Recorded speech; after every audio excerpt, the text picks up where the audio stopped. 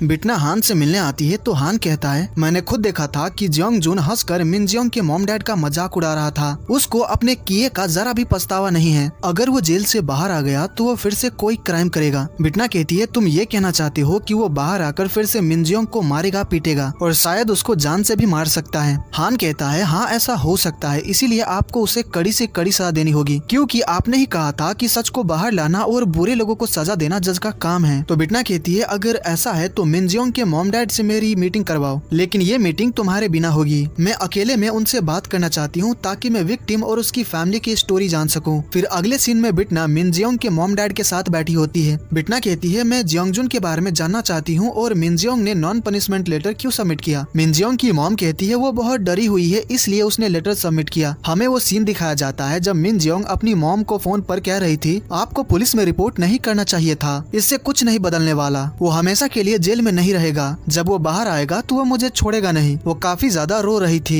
ये सारी बातें उसकी मॉम बिटना को बताती है। मिन जियोंग के डैड कहते हैं, प्रोसिक्यूशन ने 1 साल की सजा रिक्वेस्ट की है, जब वो 1 साल बाद जेल से बाहर आएगा तो पता नहीं मेरी बेटी के साथ क्या करेगा। ये सुनकर बिटना अपने मन में कुछ सोचकर हल्का सा स्माइल करती है। मिन जियोंग के मॉम डैड उससे रिक्वेस्ट करते हैं कि प्लीज आप मेरी बेटी को बचा लीजिए। बिटना कहती है, आप चिंता मत करिए, उसको उसके किए की सजा जरूर मिलेगी। उसके बाद बिटना ऑफिस आती है और उसका मूड काफी अच्छा होता है। मांदो उससे पूछता है कि आखिर बात क्या है, तो बिटना उसको अपना प्लान बताती है। मांदो कहता है, ये एक इंसान के लिए ज्यादा ब्रूटल नहीं हो गया। तो बिटना कहती है, इंसानों के साथ क्या होता है मुझे उससे कोई फर्क नहीं पड़ता, मुझे बस अपना मिशन कंप्लीट करना है। उसके बाद हमें उस दिन का सीन दिखाया जाता है जब बिटना जियोंग जुन को सजा सुनाने वाली होती है। बिटना कहती है, जियोंग जुन जिसने विक्टिम को कई बार असॉल्ट किया जब वो दोनों रिलेशनशिप में थे। विक्टिम ने जब रिलेशनशिप खत्म करना चाहा था तो डिफेंडेंट ने उसको बहुत बुरी तरह मारा था। जियोंग जुन ने विक्टिम को ऐसे ट्रीट किया जैसे कि वो उसकी प्रॉपर्टी है, जो कि एक सीरियस क्रिमिनल ऑफेंस है। पर विक्टिम ने नॉन पनिशमेंट लेटर सबमिट किया है और जियोंग जुन ने भी अपनी गलती मानी है और उसको अपनी गलतियों पर पछतावा है। इन सब बातों को कंसीडर करते हुए डिफेंडेंट जियोंग जुन को 3 मिलियन वॉन का फाइन पे करना होगा। ये सुनकर कोर्ट में बैठे सभी लोग शॉक दे जाते हैं। यहाँ तक कि जियोंग जुन भी शॉक में होता है, क्योंकि उसको लगा था कि उसको जेल जाना पड़ेगा। मिन जियोंग की मॉम रोने लगती है और कहती है, जज ऐसा कैसे कर सकती है, अब हमारी बेटी का क्या होगा। बिटना जब जा रही होती है तो उससे बात करने हान आता है। तो बिटना कहती है, मुझे पता है कि तुम यहाँ क्या बात करने आए हो, इसीलिए कुछ मत कहो, क्योंकि मैंने लॉ के हिसाब से ही फैसला सुनाया था। हान गुस्से में कहता है, आखिर ऐसा लॉ बनाया किसने है। तो बिटना कहती है, विक्टिम ने डिफेंडेंट को ऑलरेडी माफ कर दिया है, इसीलिए उसने लेटर सबमिट किया था। हान कहता है, आप भी ये जानती है कि उसने ये डर की वजह से किया था, क्या आप उसकी फीलिंग्स को कंसीडर नहीं कर सकती थी। तो बिटना कहती है, जज कोई साइकोलॉजिकल काउंसलर या फिर कोई माइंड रीडर नहीं होता। हान कहता है, आपने कहा था कि उसको उसके किए की सजा मिलेगी, इसका मतलब आपने झूठ कहा था। तो बिटना कहती है, तुम्हें जो सोचना है सोच सकते हो, पर एक बात जान लो, मैंने तुमसे झूठ नहीं कहा था। फिर वो चली जाती है। जियोंग जुन जब डिटेंशन सेंटर से बाहर आता है तो वहाँ पर हान होता है। हान उससे कहता है, अगर तुम मिन जियोंग के करीब भी आए तो तुम्हारे लिए अच्छा नहीं होगा। इतना कहकर वो चला जाता है। मिन जियोंग के मॉम डैड उससे मिलने आते हैं पर वो डोर नहीं खोलती है। उसके मॉम डैड कहते हैं, तुम्हें यहाँ पर अकेले नहीं रहना चाहिए, हमारे साथ घर चलो। पर मिन जियोंग उनके साथ जाने से मना कर देती है और उनको वहाँ से चले जाने को कहती है। वो मिन जियोंग के लिए कुछ खाना लेकर आए होते हैं जो कि वो बाहर ही रख देते हैं। हान कहता है, मिन जियोंग तुम जरा भी चिंता मत करना, मैं बाहर एक स्मार्ट वॉच छोड़कर जा रहा हूँ, अगर कुछ भी हो तो SOS बटन प्रेस कर देना, हम तुरंत यहाँ पर पहुँच जाएंगे। उनके जाने के बाद मिन जियोंग बाहर आकर खाना और वॉच अंदर ले जाती है। वो अपने मॉम डैड के लाए हुए ब्रेड खाती है और वॉच भी पहन लेती है। अब यहाँ से 2 हफ्ते बीत जाते हैं। हम हान को पुलिस स्टेशन में देखते हैं। लंच का टाइम हो जाता है तो हान कहता है, मैं मिन जियोंग को चेक करके आता हूँ। तो उसके कलीग्स कहते हैं, तुम्हारा हर रोज 3-4 बार जाकर चेक करना जरूरी है क्या? देखो हम जानते हैं कि तुम उसको प्रोटेक्ट करना चाहते हो, पर इस वक्त हमारे पास और भी काफी सारे केसेस पेंडिंग है। तो मिस किम कहती है, ये लोग सही बोल रहे हैं, तुम्हें दूसरे केसेस पर भी ध्यान देना चाहिए। मिन जियोंग को शाम को एक बार जाकर चेक करना काफी रहेगा। फिर हम मिन जियोंग को देखते हैं जो कि खिड़कियों से बाहर लोगों को देख रही होती है। लोग अपने कामों में लगे होते हैं और खुश होते हैं। ये सब देखकर मिन जियोंग को भी अपने अपार्टमेंट से बाहर जाने का मन करता है। तो वो अपने डैड को कॉल करती है और कहती है, डैड क्या आप मुझे लेने आ सकते हैं? वही बिटना काफी ज्यादा फ्रस्ट्रेटेड होती है क्योंकि 2 हफ्ते बीत चुके हैं और जियोंग जुन ने अब तक कोई क्राइम नहीं किया है। हमें यहाँ पर पता चलता है कि बिटना उसी प्लान को अंजाम देने की कोशिश कर रही है जो कि मांदो ने उसको बताया था। जियोंग जुन एक ऐसा क्रिमिनल है जो कि हेल जाना डिजर्व करता है, इसीलिए बिटना ने उसको कम सजा दी ताकि बाहर रहकर वो फिर से कोई क्राइम करे। इससे उसके पाप और बढ़ जाएंगे, फिर वो उसको मारकर हेल भेज देगी। मांदो कहता है, आप अपनी पावर से पता क्यों नहीं कर लेती कि जियोंग जुन अभी क्या कर रहा है? फिर बिटना मिरर में जियोंग जुन का नाम लिखती है तो उनको दिखने लगता है कि जियोंग जुन क्या कर रहा है। जियोंग जुन एक हथौड़ा खरीदता है और काफी ज्यादा स्माइल कर रहा होता है। ये देखकर बिटना भी स्माइल करने लगती है क्योंकि उसको समझ आ जाता है कि जियोंग जुन आज ही क्राइम करने वाला है। तो बिटना मांदो से कहती है लगता है मेरा काम पर जाने का टाइम हो गया है। जियोंग जुन मिन जियोंग के अपार्टमेंट आता है और डोर कैम पर टेप चिपका देता है, फिर डोरबेल बजाता है। मिन जियोंग डोर कैम चेक करती है तो उसको कुछ नहीं दिख रहा होता है। तो वो कहती है डैड बाहर क्या आप हैं, पर कोई जवाब नहीं आता है, जिससे मिन जियोंग काफी डर जाती है और फिर से पूछती है कि बाहर कौन है। तो जियोंग जुन आवाज बदल कर कहता है मैं एक डिटेक्टिव हूँ, डिटेक्टिव हान ने आपके लिए कुछ सामान भेजा है। मिन जियोंग जैसे ही दरवाजा खोलती है तो बाहर जियोंग जुन को देखकर बहुत डर जाती है। वो दरवाजा बंद करने की कोशिश करती है पर जियोंग जुन अंदर आ जाता है और मिन जियोंग को मारने लगता है। हान ने जो स्मार्ट वॉच उसको दिया था, जियोंग जुन उसको तोड़ देता है। फिर वो मिन जियोंग को बहुत बुरी तरह मारता है। मिन जियोंग कहती है तुमने कहा था कि अगर मैं नॉन पनिशमेंट लेटर सबमिट कर दूं तो तुम मुझे अकेला छोड़ दोगे। जियोंग जुन कहता है हाँ मैंने कहा था, पर मैं तुम्हें बहुत ज्यादा मिस करने लगा था। अगर तुमने फिर से पुलिस को बुलाया या फिर अपने पेरेंट्स के पास गई तो मैं तुम्हारे मॉम डैड को जान से मार दूंगा। मैं अभी तो जा रहा हूँ पर मैं फिर से आऊंगा, इतना कहकर चला जाता है। वही बिटना कार के शीशे में सब कुछ देख रही होती है। मिन जियोंग इन चीजों से काफी तंग आ चुकी है तो वो सुसाइड करने का डिसाइड करती है। उसको सुसाइड करते देखकर बिटना स्माइल करते हुए कहती है ये तो मर गई। जियोंग जुन अपने घर जा रहा होता है तो रास्ते में बिटना उससे मिलती है। बिटना कहती है तुम काफी अच्छे मूड में लग रहे हो, क्या कहीं से आ रहे हो? जियोंग जुन कहता है आप तो जज है ना, आप यहाँ पर क्या कर रही हैं? तो बिटना कहती है क्या हम बात करने के लिए किसी शांत जगह पर चले? जियोंग जुन पूछता है आपको क्या बात करनी है? तो बिटना उसको अपने पास आने को कहती है तो जियोंग जुन उसके पास जाता है। बिटना कहती है ज्यादा टाइम नहीं लगेगा और स्माइल करने लगती है। बिटना ने अपना एक हाथ पीछे छुपा कर रखा होता है क्योंकि उसने हाथ में ब्रांड करने वाला चाकू पकड़ा होता है ताकि वो जियोंग जुन को मार कर हेल भेज सके। और यहीं पर ये एपिसोड खत्म हो जाती है। तो गाइज ये एपिसोड आपको कैसी लगी मुझे कमेंट करके जरूर बताइएगा। अगर आपको एक्सप्लेनेशन पसंद आया हो तो इस वीडियो को लाइक कर दीजिएगा और आगे के एपिसोड्स देखने के लिए चैनल को सब्सक्राइब कर लीजिएगा। तो मैं मिलता हूँ आपसे अगले वीडियो में। Take care, bye bye.